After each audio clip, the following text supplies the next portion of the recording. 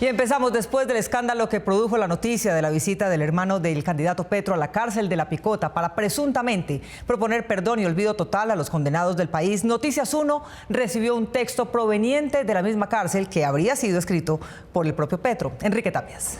Mónica, confirmamos que el documento circuló efectivamente en La Picota como si fuera propuesta de Petro. Allí se describe minuciosamente cómo se haría el desmonte de todas las condenas y el perdón de todos los condenados. Pero al consultar con el candidato, este negó que fuera de su autoría y de la de su campaña. Un texto de 4 hojas titulado Planteamientos iniciales y hoja de ruta generalizada hacia unos diálogos de paz con los agentes generadores de violencia fue entregado a Noticias 1 por un recluso de la cárcel La Picota de los patios R1 y R2, en donde se encuentran privados de la libertad policías y militares condenados por diferentes delitos. El escrito empezó a circular entre los detenidos el miércoles 23 de marzo de este año, antes de la visita del hermano del candidato Petro a esa prisión y antes de que se conociera mediáticamente la noticia sobre esa visita. El documento, que fue entregado a los presos como si fuera una propuesta de perdón total y olvido escrito por el senador Gustavo Petro, no tiene firma ni logos de la campaña del pacto histórico. En el escrito está desglosada punto por punto lo que sería una hoja de ruta para la negociación del Estado con bandas criminales de todo el orden, para empezar de ceros perdonando condenas y tiempos de reclusión a criminales de todos los delitos.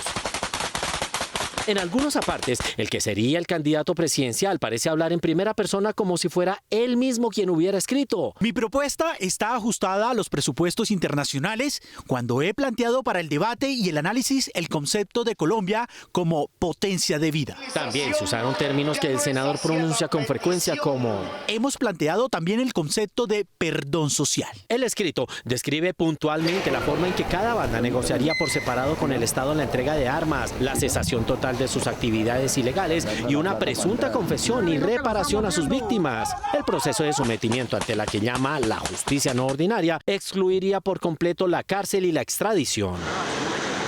El supuesto plan de perdón y olvido de Petro de todos los delitos cometidos en Colombia incluye tantos puntos irrealizables y polémicos que mientras que ofrecía condonar los crímenes comunes, propondría reestructurar las fuerzas militares y de policía con el objeto de depurarlas según se lee.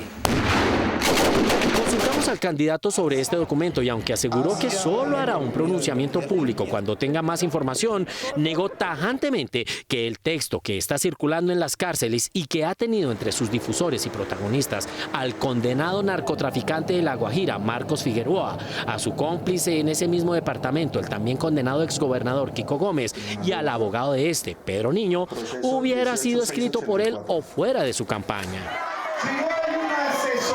El candidato Petro calificó de entrampamiento este escándalo alrededor de su campaña y la proliferación simultánea de datos sobre el mismo en medios tradicionales y redes de activistas políticos y señaló, como demostración del que llamó montaje, una fotografía que le tomaron y un video que le grabaron a su hermano, una persona poco conocida, de acuerdo con lo que se aseguró cuando estaba en La Picota, como si algunas personas hubieran estado esperando para darle credibilidad a la trampa.